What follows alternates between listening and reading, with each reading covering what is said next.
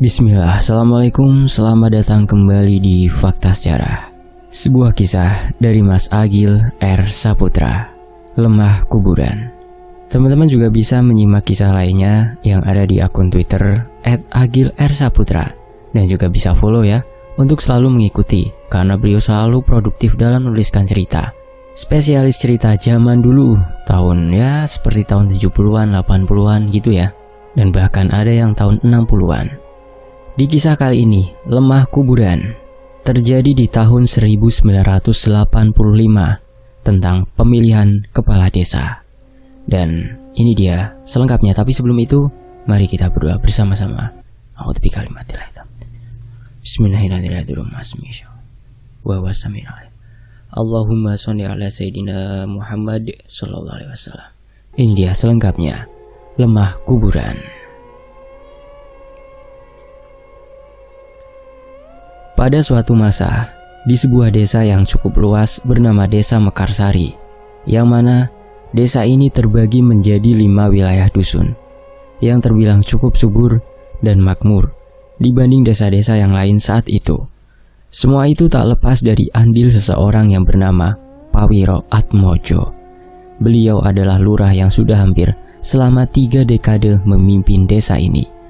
Dengan segala kecakapannya dalam mengatasi permasalahan, sepertinya berhasil membuat warga-warganya tidak menginginkan wajah baru di tampuk kekuasaan di Desa Mekarsari ini.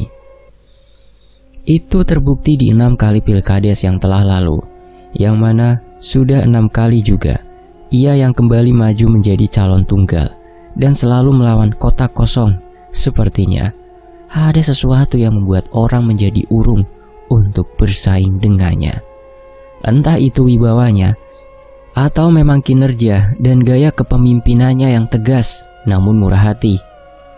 Mekarsari, Jawa Tengah, tahun 1985.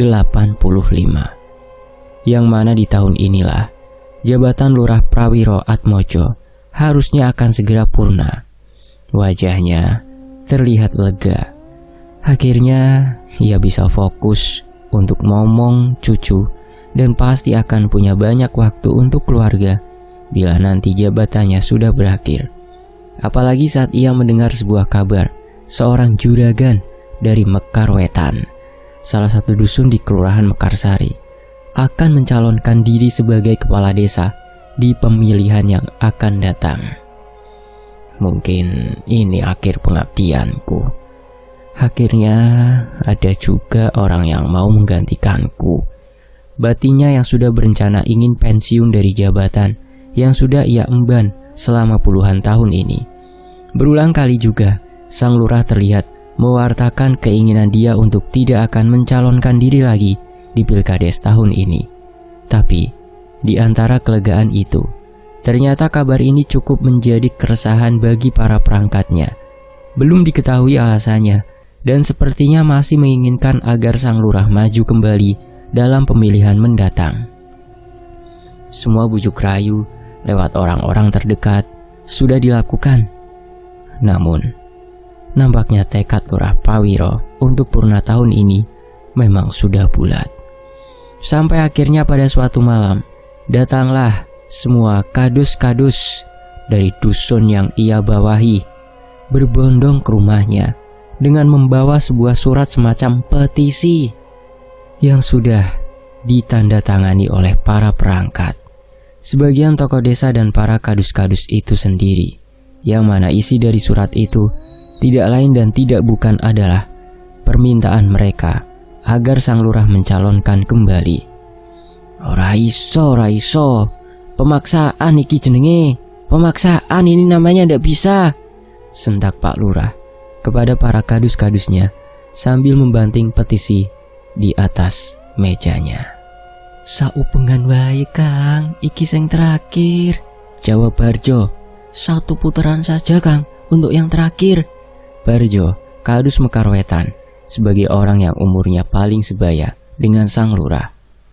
Ini juga bukan kemauan saya dan teman-teman saya, tapi juga keinginan dari para wakil masyarakat yang tidak setuju kalau Juragan Wiryo jadi kepala desa. Kami sebenarnya juga sudah mencari cara dan calon lain.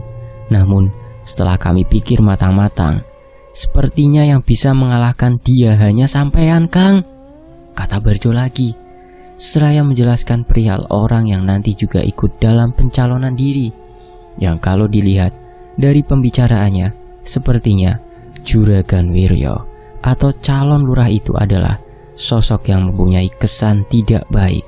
Namun Lurah Pawiro tak goyah dengan pernyataan dan petisi itu. Ia tetap kekeh untuk tidak mencalonkan lagi dengan alasan yang cukup masuk akal. Membuat para kadus pun sepertinya juga mulai tak berani memaksa lagi dalam pertemuan itu. Tapi semua berubah ketika seseorang datang. "Assalamualaikum," ucap orang itu seraya masuk ke dalam rumah Lurah Pawiro dan duduk berbaur di antara para kadus. Wajah sang lurah seketika berubah. "Duh," batinya sambil menggaruk kepalanya ketika melihat kedatangan orang itu. Orang itu adalah Mbah Gotro, seorang kakek yang hampir berumur 80 tahun, yang mana beliau adalah salah satu orang yang paling berjasa mengantar sang lurah sampai pada titik ini. Beliau juga termasuk orang yang paling lurah hormati dan paling selalu ia dengarkan pendapatnya. Kedatangannya malam itu seketika membuat semua hening, dan Mbah Gotro yang baru saja duduk pun langsung berkata kepada Lurah Pawiro tanpa ada basa-basi. "Pisan meneh, Mas," kata Mbah Gotro singkat. "Sekali lagi," yang seketika membuat sang lurah menghela nafasnya. "Wah, bagaimana caranya saya menolak kalau Mbah Gotro yang meminta?" batin sang lurah dalam hatinya. "Nopo niki panci kudu, Mbah?" tanya Lurah Pawiro. "Apa ini memang harus ya, Mbah?" Yang segera dijawab juga oleh Mbah Gotro. "Kudu, harus, Mas. Wiryo itu terlalu kuat kalau bukan kamu yang melawannya," kata Mbah Gotro, membuat Lurah Pawiro kembali menghela nafasnya dengan wajah pasrah. "Memangnya kenapa, Mbah? Kalau nanti Wiryo yang akan menjadi kepala desa?" tanya sang lurah, yang sepertinya mulai menunjukkan sinyal yang berbeda. Kamu itu sebenarnya tahu atau pura ndak tahu?" tanya Mbah Gotro dengan sedikit keras, yang segera membuat Lurah Pawiro sedikit tertunduk. "Nggih, Mbah, saya mengerti. Tapi apa tidak ada orang selain saya?" sanggah sang lurah dengan pelan. "Sebenarnya ada banyak yang mau menggantikanmu, tapi tidak ada yang bisa melawan orang itu kecuali kamu. Karena kalau orang baru pasti akan kalah. Saya yakin kalau dia pasti akan membakar uang sebanyak-banyaknya dalam pemilihan ini. Lagian, apa kamu rela kalau desa yang sudah kamu bangun baik-baik ini akan dipegang oleh Juragan Dadu?" Jelas Mbah Gotro sedikit menekan sang lurah, membuatnya kini terdiam dan mulai mengendorkan prinsipnya. Memang sudah tak menjadi rahasia lagi tentang bisnis yang dijalankan oleh Juragan Wiryo, yang mana seperti yang sudah dikatakan oleh Mbah Gotro barusan, Juragan Wiryo adalah seorang bandar judi kawakan dan termasuk orang terkaya di desa Mekarsari ini. Bagai bisnis suara laba, ia menjadi pemodal untuk puluhan bandar-bandar kecil yang tersebar di seluruh kota. Sudah, intinya, saya mewakili banyak masyarakat yang masih menginginkan kamu untuk memimpin desa ini, dan orang-orang yang tidak mau mempunyai pemimpin yang tidak berkah, ucap Mbah Gotro, yang ternyata kembali dijawab oleh sang lurah. "Memangnya apa semuanya sudah yakin kalau Wiryo pasti akan menang di pemilihan tahun ini?" tanya Lurah Pawiro, yang segera disela oleh Pak Tunggul, salah satu kadus yang kebetulan tinggal di satu lingkungan yang sama dengan Juragan Wiryo. "Jelas, kalau itu Pak Lurah, saya dan teman-teman juga tidak akan kemari kalau belum mengetahui itu. Kalau panjenengan ingin mengerti, sekarang saja Juragan Wiryo sudah mulai membakar uangnya. Bahkan sudah banyak orang-orang kita yang saat ini membelot ke sana," sela Pak Tunggul di tengah pembicaraan itu, yang kali ini langsung ditimpa oleh Wicak, salah satu kadus yang juga hadir dalam pertemuan itu. Inggih Pak Lurah, nek panjenengan boten maju, kalau panjenengan ndak maju, bisa saya pastikan Wiryo pasti akan melawan kotak kosong. Saya sebagai temannya dia, ketika zaman masih miskin, sangat tahu apa yang ada di otaknya, kata Wicak yang membuat Lurah Pawiro semakin tersudut. Di sini Bagotro juga kembali menambahkan kalau pencalonan Wiryo ini juga patut untuk dicurigai, bahwa di baliknya pasti ada niat terselubung. Bagaimana bisa seorang Wiryo yang sudah kaya raya itu mau menjadi lurah yang hanya digaji dengan tanah bengkok saja, yang mana kalau dibandingkan dengan pendapatannya saat ini sangatlah terlalu jauh. Apalagi yang Wiryo kejar kalau bukan kekuasaan. Kalian semua juga pasti sudah tahu kan, rumah bordir yang ada di desa Mangir itu adalah miliknya juga. Nah, kalau Wiryo punya kuasa, bisa-bisa sarang pelacur itu pindah ke sini, tukas Mbah Gotro yang sebenarnya terdengar agak berlebihan. Lurah Pawiro yang sebenarnya masih tidak mau pun kini mulai berpura-pura dengan mengajukan syarat jika ingin dia maju kembali dalam pilkades mendatang, yang mana ia tidak akan mengeluarkan satu peser pun uang untuk keperluan pencalonan dan kampanyenya. Namun ternyata ia salah beranggapan. Yang semula ia pikir syarat itu akan sulit untuk orang-orang untuk itu penuhi, malah berbalik menjebaknya, yang mana permintaan itu langsung diiyakan oleh Mbah Gotro. Yoh, gampang kui, gampang kalau masalah itu. Saya yang akan menanggungnya dari awal sampai akhir, ucap Mbah Gotro yang seketika membuat sang lurah menggelengkan kepalanya dan segera bersepakat meski dengan terpaksa. Tenang saja Kang, saya dan teman-teman yang nanti akan bergerak, sampean terima jadi dan tinggal duduk. Nanti saja, nanti waktu pencoblosan sudah tiba, ucap Barjo yang beberapa saat setelah itu ditutup oleh Mbah Gotro. Pokoknya hidup harus menghidupi, urip kui urup. Kamu melakukan ini tidak hanya untuk dirimu, tapi untuk para warga yang sayang dengan desa ini, ucap Mbah Gotro menutup pembicaraan itu. Waktu sudah menunjukkan sekitar pukul 11 malam. Bersamaan dengan setelah pulangnya orang-orang itu, Lurah Pawiro tampak tak beranjak dari tempat duduknya, seraya menyalakan sebatang rokok dan mengepulkan asapnya ke awang-awang. Ia kembali menggelengkan kepalanya. Aduh, jika memang ini kehendak Tuhan, semoga saja saya bisa menjalani ini dengan ikhlas, batin sang lurah yang pasrah. Lamunan itu pun segera terpecah beberapa saat kemudian oleh Bu Sundari, istri Lurah Pawiro, yang keluar membawa teh hangat dan langsung duduk di samping suaminya itu. Sudah toh Pak, lakukan saja, jalani saja. Saya sudah dengar semuanya kok tadi dari dalam. Syukuri saja, masih banyak orang yang percaya dengan kemampuan panjenengan Pak, kata sang istri lembut. Iya ya Bu, akan saya jalani saja Bu. Semoga diparingi lancar, jawab sang lurah menutup malam itu.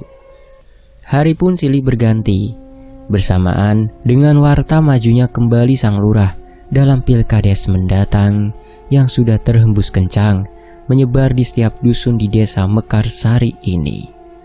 Kabar itu pun tentu akhirnya sampai juga di telinga Juragan Wiryo, yang mana awalnya itu cukup membuatnya sedikit kecewa karena sempat berangan dia akan melawan kota kosong, tapi itu tidak serta-merta mengecilkan hatinya karena melihat pendukungnya yang setiap hari kian banyak saja.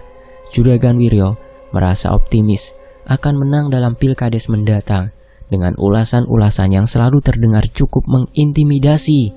Salah satunya yang paling menjadi andalan adalah ulasan dari Kang Bajul. Iki kelurahan, dudu kerajaan.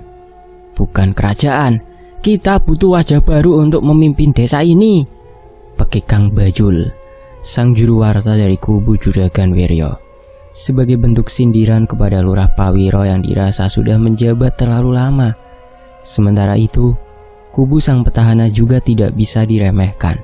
Selain banyak juga dukungan dari warga biasa Bisa dikatakan hampir seluruh golongan priayi di desa ini merapat di kubu Lurah Pawiro.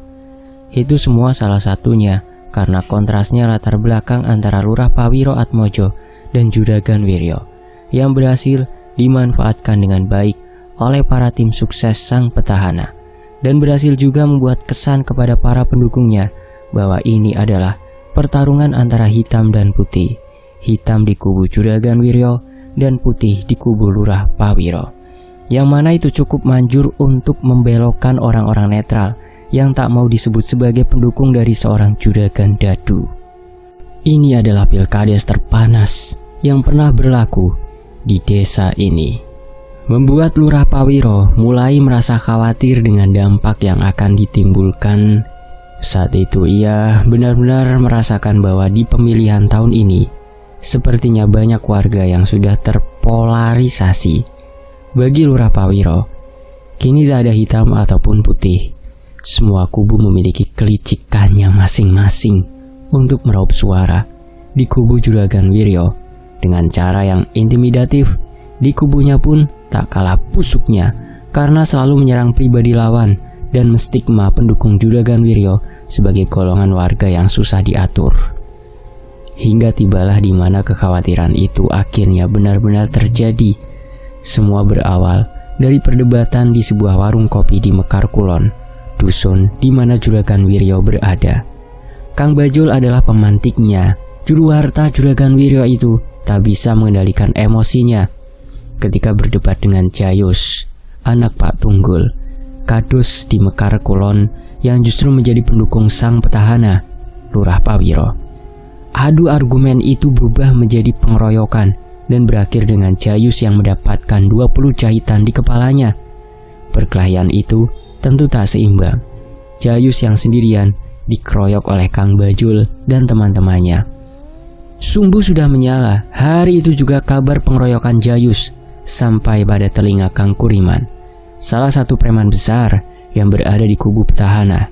Kang Kuriman yang merupakan ketua ranting dari sebuah organisasi masyarakat ormas yang cukup besar kala itu, tanpa babi bu langsung menggerakkan masanya. Begitu juga dengan pendukung Juragan Wiryo yang sudah kepalang tanggung memulai semua ini. Kala itu tampak bersiap dengan segala senjata yang ada untuk menunggu aksi pembalasan itu. Sampai akhirnya perang pun pecah di Mekar Kulon. Batu-batu berterbangan di langit sore di dusun itu. Baku pukul dan baku pedang tak lagi bisa terelakkan.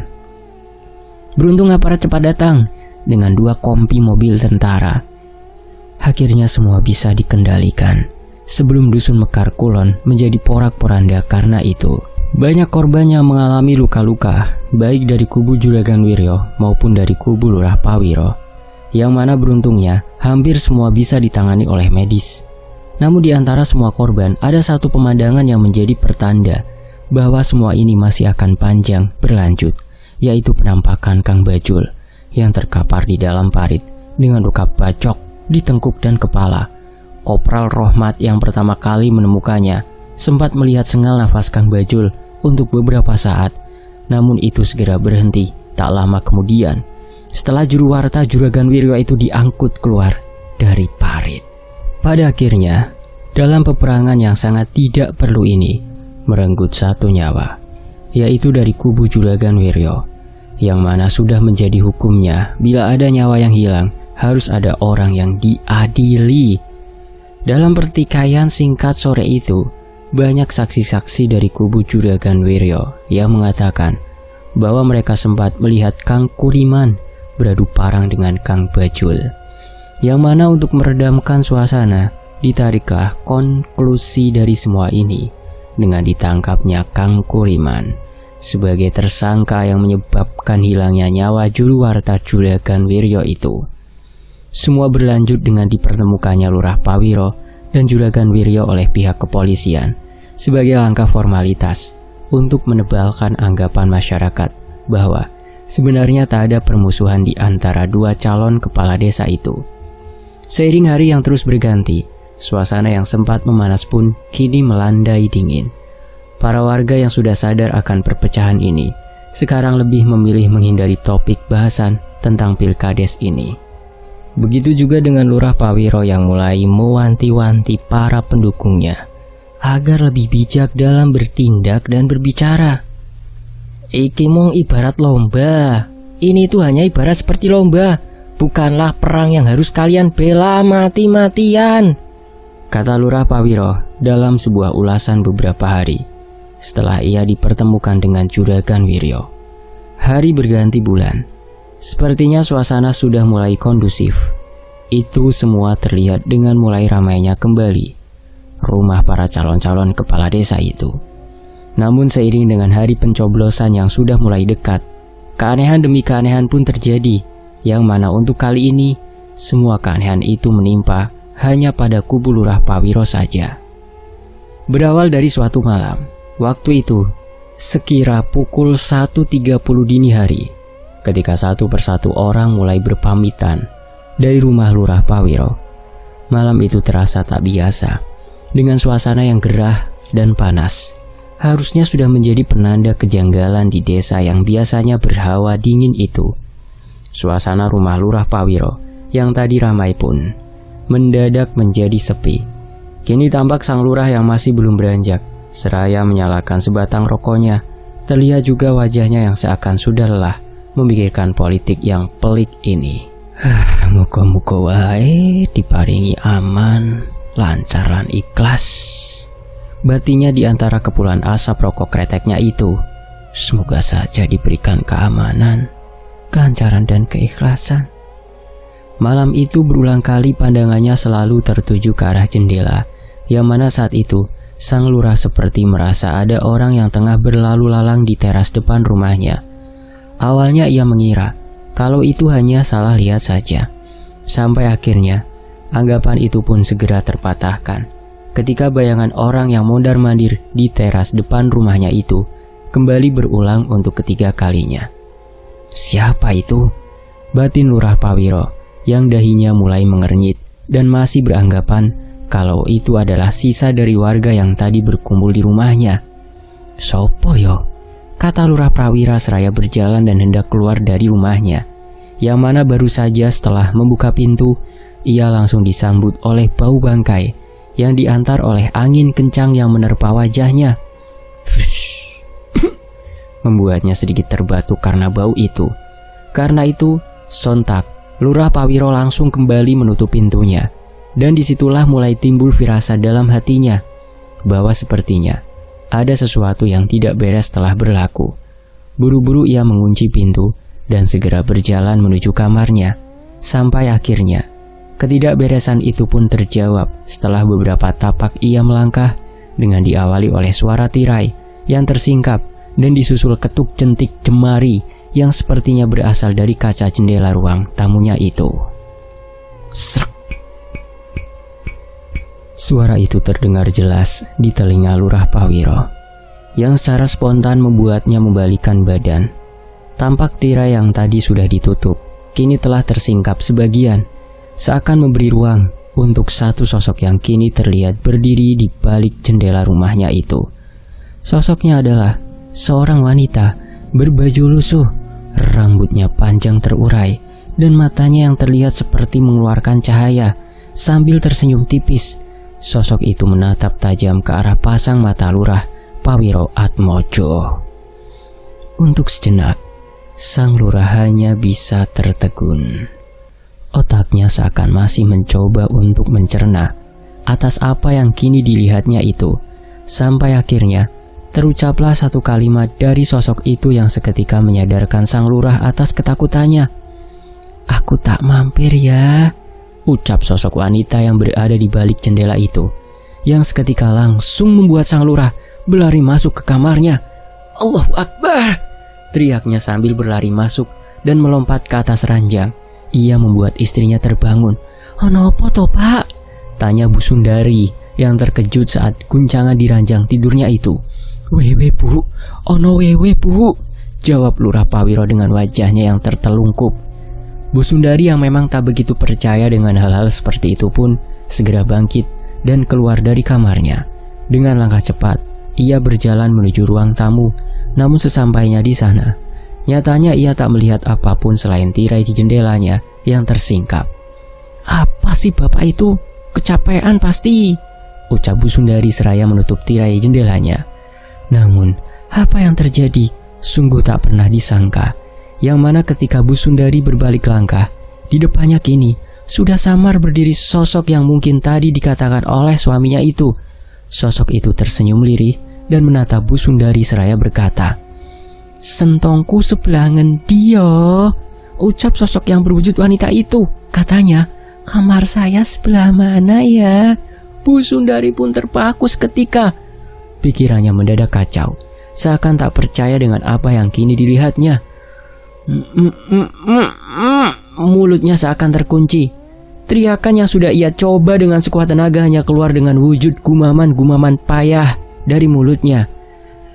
Sampai akhirnya, setelah beberapa saat bertahan, perlahan pandang matanya mulai kian gelap. Dan Bu Sundari yang sudah tidak kuat dengan ketakutannya itu pun berakhir limbung tak sadarkan diri dan jatuh di lantai ruangan itu. Sementara itu, di dalam kamar, Lurah Pak Wiro masih terjaga dalam ketakutannya. Dan seperti tadi, ia masih tampak menelungkupkan wajahnya ke dalam bantal, seraya terus mengucapkan doa apapun yang ia ingat. Seiring dengan ketakutannya itu, perlahan Lurah Pak Wiro mulai menyadari kalau istrinya belum terlihat masuk ke dalam kamar lagi. Setelah keluar beberapa saat lalu, membuat ia yang agak khawatir pun mulai menata sisa-sisa keberaniannya untuk keluar dari kamar itu. Dengan payah dan gemetar, sang lurah pun bangkit dan beranjak berjalan dengan langkah yang ragu. Ia kini memberanikan diri untuk keluar dari kamarnya. Di luar suasana tampak senyap. Dengan jantungnya yang berdegup kencang, sang lurah melangkah menuju ruang tamunya sambil memanggil-manggil istrinya. Bu nih, panggil sang lurah dengan sedikit terbata. Tak ada sahutan dari istrinya atas panggilan itu, membuat Lurah Pak Wiro mulai berpikir yang macam-macam. Bu, panggilnya sekali lagi. Yang mana tetap tak ada respon dari istrinya itu. Mau tak mau, Lurah Pak Wiro harus terus berjalan, memikul rasa takutnya demi memastikan keadaan istrinya yang tak menjawab panggilannya itu. Seraya menepuk dadanya, sang lurah berusaha untuk bersiap menghadapi keganjilan yang mungkin sudah menantinya saat itu. Sampai beberapa tapak langkah setelah itu, akhirnya ia sejenak dibuat lega ketika ia melihat seseorang yang berdiri di antara gawang pintu penghubung antara ruang tengah dan ruang tamunya. Ia yang berpikir itu adalah istrinya pun segera memanggil seraya berjalan menghampiri. "Bu, lagi apa di situ? Saya panggil-panggil kok tidak menjawab," kata Lurah Pak Wiro agak membisik. Tapi lagi-lagi istrinya tak menjawab panggilan itu, membuat Lurah Pak Wiro yang mulai ragu menjadi urung untuk melangkah maju. Dahinya kini mengernyit, mencoba untuk mencermati sosok itu, yang mana semakin ia mencermati, rasanya ia semakin yakin kalau sosok yang tengah berdiri di antara gawang pintu itu bukanlah istrinya.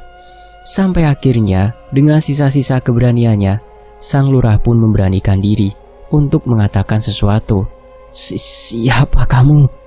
ucapnya dengan gagap, yang mana tak lama setelah itu, keraguannya itu pun terjawab dengan ucapan dari sosok itu.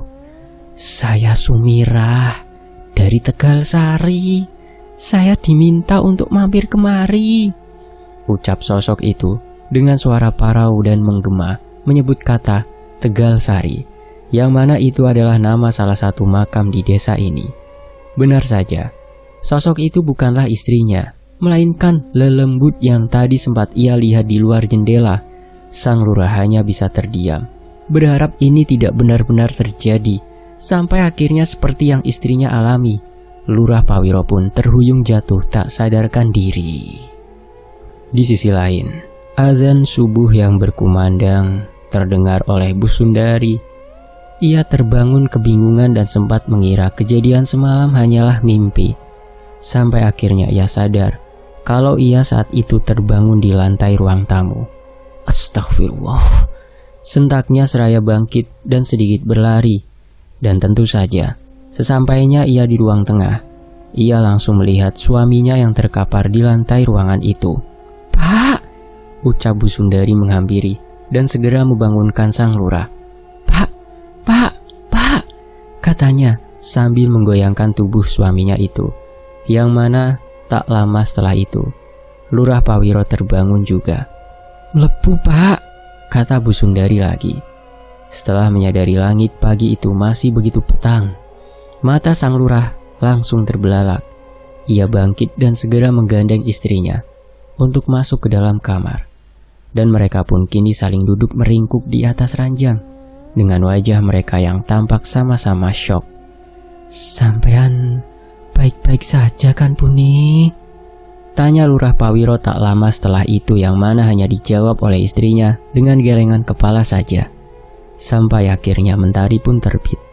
Bersamaan dengan lalu lalang aktivitas pagi yang terdengar melewati depan rumah sang lurah itu, yang mana itu membuatnya kini mulai berani keluar dari rumahnya. Sang lurah kini tampak berdiri di teras depan, seraya memandang orang-orang yang pagi itu hendak berangkat menuju ladangnya. Sugeng enjang Pak Lurah, sapa para penduduk sekitar yang melihat Lurah Pawiro sedang berdiri di teras rumahnya itu. Sampai ketika ia mulai menyadari Lurah Pawiro yang saat itu memang tidak memakai alas kaki, seperti merasakan ada remahan tanah yang terinjak oleh kakinya. Ia yang spontan memandang ke arah bawah kini dibuat keheranan saat ia melihat begitu banyak tanah-tanah yang berceceran di lantai teras rumahnya itu. Ia pun memungut remah tanah itu dengan jentik jarinya, yang mana setelah terdapat sedikit bau wangi tercium oleh hidungnya. Opo iki? Ucapnya pelan. Hingga tak lama setelah itu, tampak sang istri yang kini juga keluar dari dalam rumah dan melihat sang lurah dengan mencermati dan membaui ceceran tanah yang agak basah itu. Kenapa Pak? Tanya Bu Sundari heran. Ini apa sih Buni? Kata sang lurah yang malah bertanya, seraya menunjuk tanah-tanah yang berserak di lantai yang kini tengah mereka pijak itu. Dan sama seperti sang lurah, Bu Sundari pun kini juga turut memeriksa ceceran tanah itu. Wah, kalau ini ndak beres Pak, ucap Bu Lurah setelah mencium bau minyak mayat dari ceceran tanah yang ia jumput itu. Iso-iso, wewe, lelembut yang menampakkan diri semalam itu karena ini Pak, kata Bu Sundari lagi, yang seketika membuat Lurah Pawiro mengernyitkan dahinya. Tumben sekali kamu percaya dengan hal-hal seperti itu. Sesaat batin sang lurah yang agak heran dengan sikap istrinya yang tak biasanya mau membicarakan hal-hal mistik seperti ini. Mungkin karena memang semalam kamu benar-benar melihat perempuan itu ya, batin Lurah Pawiro lagi untuk menganalogikan perubahan sikap istrinya itu. Namun pagi itu, sang lurah belum sempat berpendapat lebih jauh, oleh karena istrinya yang tiba-tiba saja merasa pusing dan mual. Bu Lurah sedikit terhuyung sampai menyandarkan tangannya di tembok samping pintu. Lurah Pawiro mengira ini disebabkan oleh wangi dari tanah yang istrinya cium itu. Mengingat Bu Sundari memang diketahui memiliki banyak alergi pada jenis-jenis bau dan wangian. Sang lurah pun memapah istrinya masuk ke dalam rumah dan mendudukkannya di kursi ruang tamu. Yang mana bersamaan dengan itu, Mbok Tun, pembantu harian di rumahnya, datang seperti biasanya. Tumben, pintu depan sudah dibuka. Jangan-jangan saya nih yang kesiangan, kata Mbok Tun seraya mempercepat langkahnya saat masih berada di halaman depan rumah Lurah Pawiro itu. Bisa dibilang, Mbok Tun ini adalah orang yang sedikit mempunyai pengalaman terhadap hal-hal yang berbau mistis. Ia yang baru saja melepas alas kakinya pun segera sadar saat hendak memijak lantai teras rumah majikannya itu. Gusti, ucapnya pelan ketika melihat remahan tanah basah berserak di lantai teras rumah sang lurah bersamaan dengan wangi minyak serimpi yang baunya sedikit tercium olehnya. Ia pun melangkah maju dan agak merunduk. Dengan telunjuknya, Mbok Tun mengusap sedikit butiran tanah itu dan mengamati dengan cermat tanah yang kini menempel di salah satu jemarinya itu. Jangan-jangan ini tanah kuburan, ucapnya membisik, yang seketika mulai membuatnya mengira-ira kalau sepertinya ini adalah pertanda bahwa suatu keburukan telah mendatangi rumah majikannya ini secara gaib. Mbok Tun segera masuk tak lama setelah itu, dan sesampainya di dalam, tentu niscaya ia melihat Bu Sundari tengah terduduk di kursi ruang tamu. Wajahnya tampak pucat dan nafasnya terengah. Bersama Lurah Pawiro yang saat itu juga terlihat berdiri bertolak pinggang di dekatnya. Pemandangan pagi itu pun membuat seorang Mbok Tun menjadi bertanya kepada Lurah Pawiro tentang keadaan majikan perempuannya itu. "Bu Lurah kenapa, Pak?" tanya Mbok Tun setelah melihat itu. "Biasa, Mbok, koyone masuk angin. Tolong buatkan teh anget sama ini kotoran yang berada di depan rumah itu segera disapu ya, Mbok," pinta sang lurah kepada Mbok Tun. "Oh, nggih, Pak," jawab Mbok Tun seraya permisi untuk berjalan menuju dapur. Dapur adalah ruangan paling belakang di bangunan rumah ini, membuat setiap orang yang hendak menuju ke sana harus melewati beberapa ruangan dan kamar-kamar. Begitu juga dengan Mbok Tun yang kini terlihat berjalan dengan sedikit tergesa untuk menuju ruangan itu. Hingga singkatnya, sampailah ia pada satu ruangan yang berada persis setelah ruang tengah, yang mana di ruangan ini terdapat 4 buah kamar yang saling berhadapan, yaitu kamar sang lurah beserta istrinya dan 3 kamar anaknya yang lama kosong karena anak-anak Lurah Pawiro sudah menikah dan telah memiliki huniannya masing-masing. Namun ada sesuatu yang membuat Mbok Tun sejenak memperlambat langkahnya. Ketika saat itu ia melihat ada satu lagi pintu kamar yang terbuka selain pintu kamar sang lurah, yang mana kamar itu adalah milik Mbak Sari, anak bungsu Lurah Pawiro yang telah menikah 2 tahun yang lalu dan kini ikut tinggal bersama suaminya di luar kota. Tapi sekarang pintu kamar yang biasanya tertutup itu tampak terbuka, yang mana itu membuat Mbok Tun menyangka kalau Mbak Sari memang sedang berada di sini. "Apakah Mbak Sari sedang ada di sini ya?" ucapnya yang kini berasumsi kalau salah satu anak majikannya itu tengah berkunjung kemari. Hingga ia pun sedikit menoleh ketika melewati kamar itu.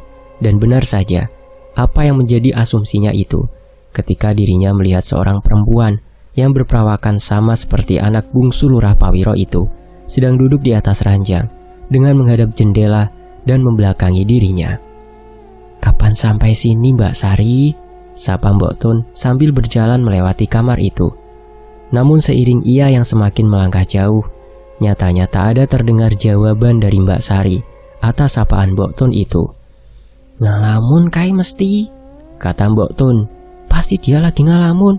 Pelan seraya berjalan semakin jauh dari kamar itu. Hingga beberapa saat kemudian sampailah Mbok Tun di ruangan dapur. Ia pun langsung membuatkan teh hangat untuk majikannya itu. Beruntung air di termos malam masih tersisa, sehingga setelah itu ia bisa segera cepat kembali ke depan mengantarkan minuman itu. Langkahnya menuju ruangan depan tentu melewati kamar itu lagi, yang mana untuk kali ini pintu kamar Mbak Sari itu terlihat tertutup rapat, tak lagi terbuka seperti yang Mbak Tun lihat tadi. "Oh, mungkin Mbak Sari sudah keluar," batinnya seraya berjalan menuju ruang tamu. "Niki, unjukane, ini minumnya," kata Mbok Tun sambil memberikan cangkir teh itu kepada Lurah Pawiro yang masih berdiri. Sebelum kembali meneruskan pekerjaannya, Mbok Tun tampak sejenak mencermati keadaan Bu Sundari yang terlihat kurang sehat itu, hingga sampailah pada pertanyaannya yang seketika membuat Bu Sundari dan Lurah Pawiro terkejut keheranan. "Mbak Sari sudah sampai sini dari pagi ya?" tanya Mbok Tun yang langsung membuat sang lurah menoleh kaget. Sari dadak sini kok, Mbok," tanggap Lurah Pawiro yang dahinya mulai mengernyit, seraya sedikit menoleh ke arah istrinya yang juga agak terbelalak. "Lah, terus tadi yang ada di kamar itu siapa?" jawab Mbok Tun spontan, bersamaan dengan tengkuk belakang lehernya yang mendadak begidik. "Di kamar yang mana, Mbok? Jangan ngawur Mbok. Beneran tidak itu?" ucap Lurah Pawiro yang mencoba untuk tidak percaya dengan omongan pembantunya itu. "Di kamarnya Mbak Sari. Barusan saya melihatnya ketika pintu kamar itu terbuka," jawab Mbok Tun yang tak lama setelah itu langsung digeret oleh sang lurah untuk memeriksanya. Ceklek. Lurah Pawiro yang kini terlihat menarik tuas engsel pintu kamar anaknya itu. "Lawang kekunci ngene kok, Mbok. Ini terkunci, Mbok. Yakin sampai ndak salah lihat?" Tanya Lurah Pawiro yang langsung membuat Mbok Tun mulai meragu dengan apa yang tadi ia lihat. Wah, tadi itu terlalu nyata kalau disebut sebagai sebuah hayalan, batin Mbok Tun yang di sisi lain masih yakin bahwa tadi ia memang melihat Mbak Sari di kamarnya. Jeglek, jeglek. Mbok Tun yang kini juga turut memeriksa apakah pintu kamar itu benar-benar terkunci. Dan kenyataannya memang terkunci. Dan Mbak Sari pun juga tidak ada di sini. Lantas apa yang tadi Mbok Tun lihat? Apakah memang halusinasi? Mulanya Mbok Tun mulai berpikir begitu. Namun semua terpatahkan ketika tuas pintu kamar itu secara tiba-tiba bergerak sendiri. Jeglek, jeglek. Membuat sang lurah dan Mbok Tun yang masih berada di depan kamar itu sontak menoleh dan jeglek, jeglek. Sekali lagi tuas pintu itu bergerak, yang mana kini dilihat jelas dipasang mata sang lurah dan pembantunya itu. Mungkin menurut sang lurah yang mencoba berpikir logis, saat ini masih terlalu pagi untuk melihat keanehan itu sebagai sesuatu yang ganjil. Sehingga ia pun langsung berbalik menggedor pintu kamarnya anaknya itu dan mulai menumbuhkan asumsinya bahwa memang ada manusia yang sedang berada di dalam. Siapa di dalam?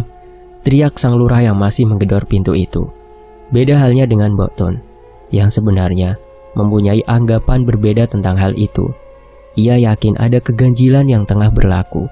Namun saat itu ia merasa sekarang bukanlah waktu yang tepat untuk mengutarakan hal seperti ini. Sebaiknya jenengan masuk saja Pak Lurah untuk memastikan siapa yang berada di dalam, ucap Mbok Tun.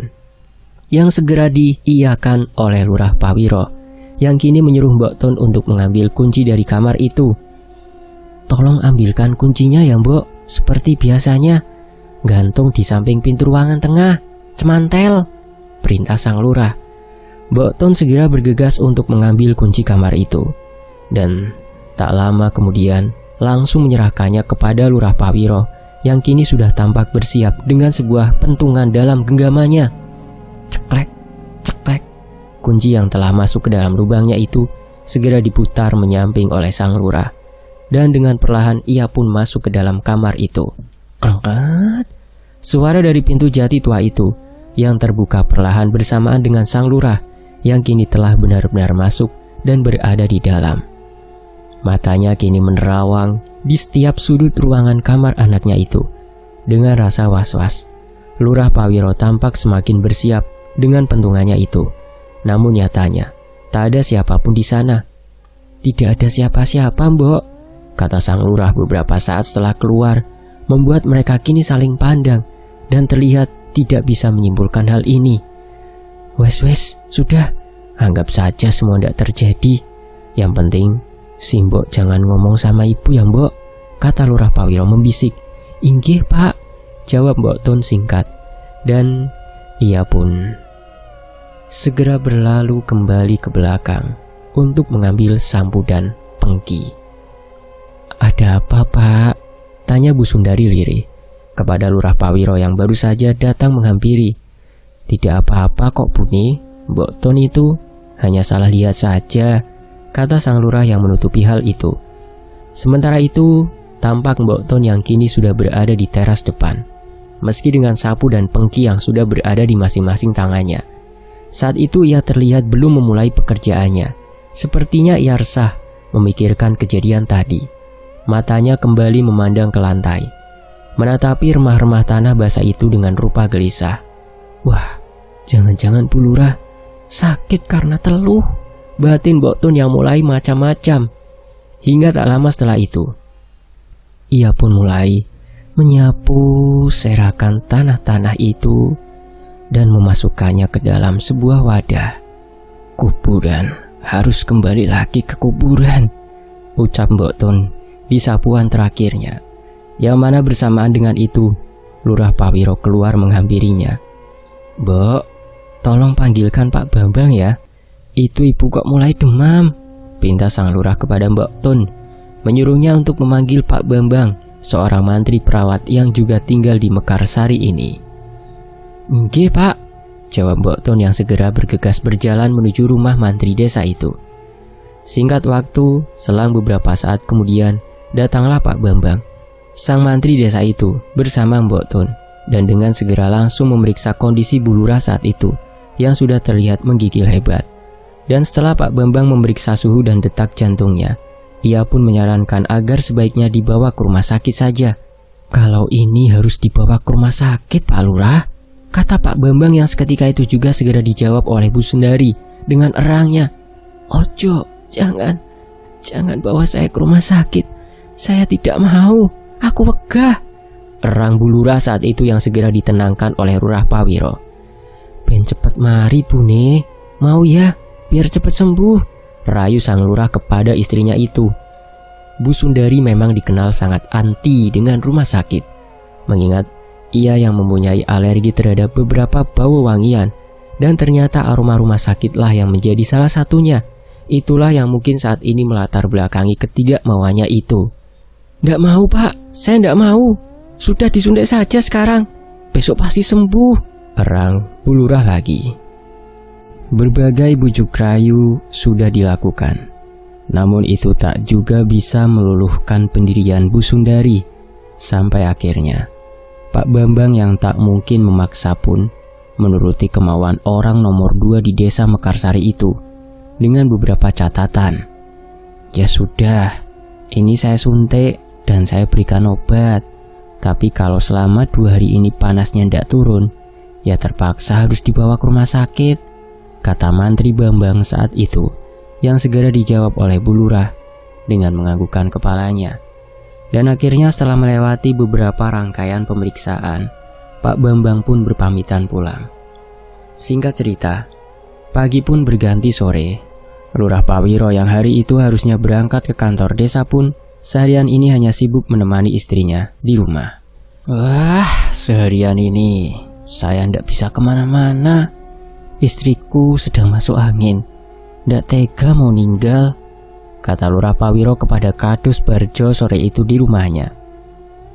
"Terus sekarang bagaimana keadaan Mbak Yu, Kang?" tanggap Barjo, Kadus Mekar Wetan itu.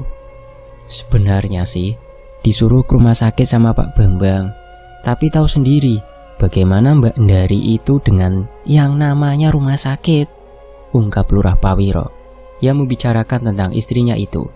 Sampai akhirnya obrolan itu pun tersela oleh kedatangan Mbah Gotro yang tampak berjalan dengan tongkatnya seraya membawa kantong kresek.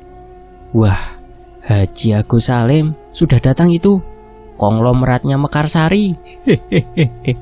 Bawa apaan itu Mbah?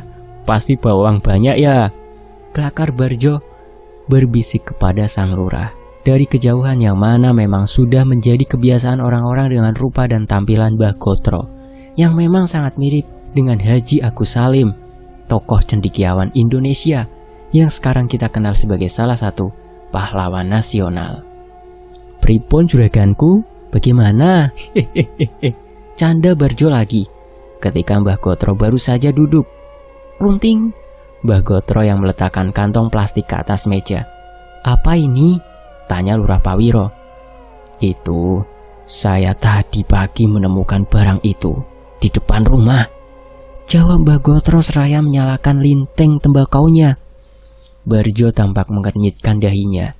Ia yang tak paham pun segera memastikan dengan membuka bungkusan kantong plastik hitam yang dibawa Mbah Gotro itu, yang mana setelah dibuka bersama dengan itu langsung menyerbak bau busuk yang sungguh tak enak. "Opo toh iki?"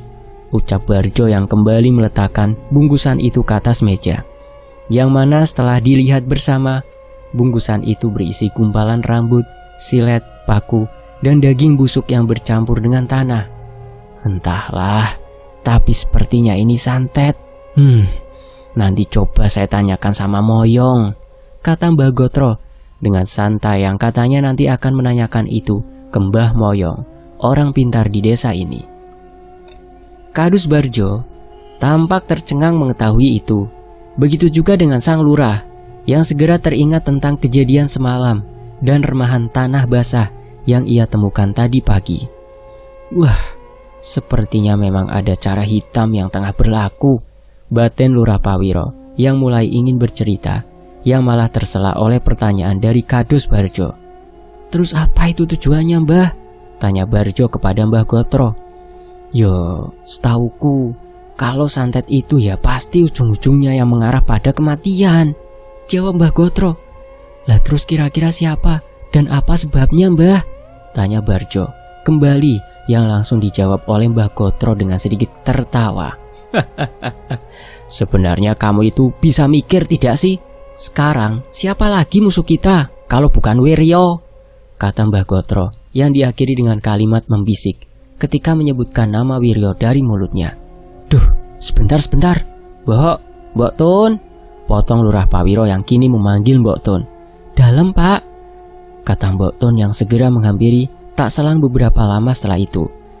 Tanah-tanah yang sampean tadi sapu di depan rumah itu di mana? Dibuang?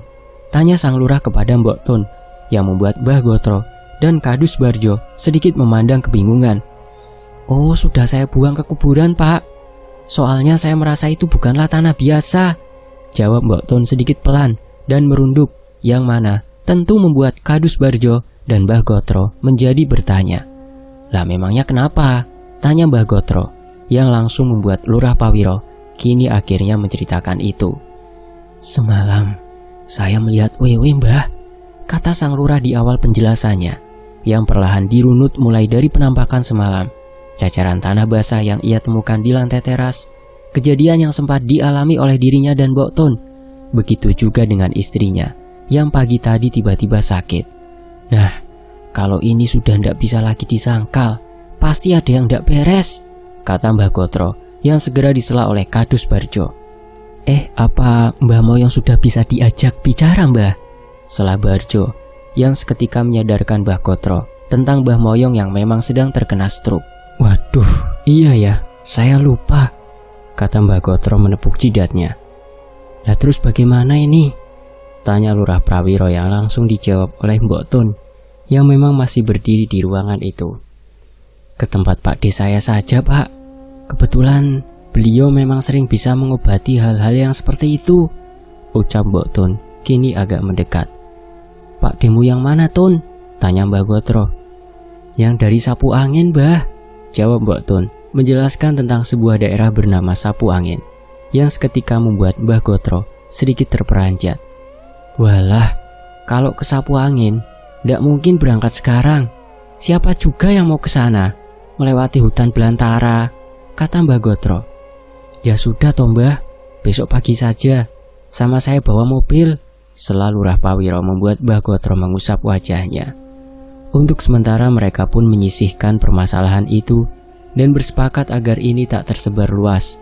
Entah bagaimana caranya.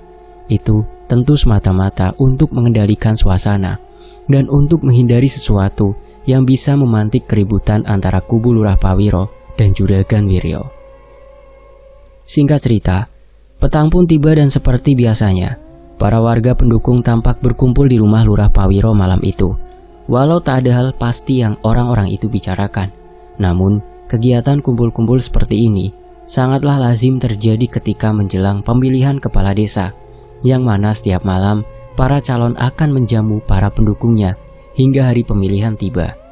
Malam itu di rumah sang lurah, sekira pukul 21.30, semua orang tampak saling mengobrol, memecah menjadi kelompok-kelompok kecil di setiap sisi rumah Lurah Pawiro itu. Begitu juga dengan para kadus-kadus dan orang yang berada dalam lingkaran terdekat sang petahana yang kini terlihat berkumpul di ruangan utama. Entah ada angin apa, malam ini semua tokoh-tokoh bisa datang tanpa terkecuali. Yang mana perlu diketahui, mereka adalah orang-orang yang ikut menandatangani petisi pencalonan itu. Selain para kadus-kadus, Pak Karim salah satunya. Ia adalah ayah dari Kang Kuriman, centeng desa yang kini berada dalam penjara setelah duelnya membuat Kang Bajul, yaitu juru warta Juragan Wiryo, tewas. Bagaimana pemetaan suara kita? Kata Pak Karim membuka pembicaraan. Aman, Kang, tenang saja. Coba sampean lihat di luar, dari utara, selatan, timur, tengah sampai barat, ada semua di sini, kata Kang Wicak, Kadus Mekar Kidul, menanggapi pertanyaan Pak Karim itu. Pokoknya jangan sampai kalah lah, kita sudah berdarah-darah seperti ini, tanggap Pak Karim waktu itu. Bagaimana perkembangan sidang Kuriman? Lanjut Kang Wicak bertanya. Nek tuntutane ngono 5 tahun kemungkinan. Tapi kata pengacaranya sih paling cuma kena antara 1 sampai 1,5 tahun. Entahlah, saya cuma nurut saja sama Kang Gotro yang biayai ini semua, jawab Pak Karim seraya menunjuk Mbah Gotro dengan kerut alisnya. Alah, beres, tanggap Mbah Gotro dengan sedikit tersenyum. Tenang, pengacara mahal tidak akan mengecewakan. Kalau untung, malah Kuriman bisa bebas. Lagi pula, orang tawuran kok dipenjara, ucap Mbah Gotro yang kali ini disusul oleh Pak Tunggul, Kadus Mekar Kulon. Pak Tunggul nampaknya merasa tidak enak dengan Pak Karim, karena bagaimanapun juga, akar mula pemantik tawuran itu adalah Jayus, anaknya, yang kala itu dikeroyok oleh almarhum Kang Bajul dan teman-temannya, yang mana aksi balasan yang digerakkan oleh Kuriman malah timbul korban jiwa dan membuatnya berurusan dengan pihak yang berwajib. Tenang wae mas, saya sudah mengumpulkan saksi-saksi yang bisa meringankan hukuman Kuriman. Karena bagaimanapun juga, semua ini akarnya dari Jayus, anak saya, ucap Pak Tanggul kepada Pak Karim.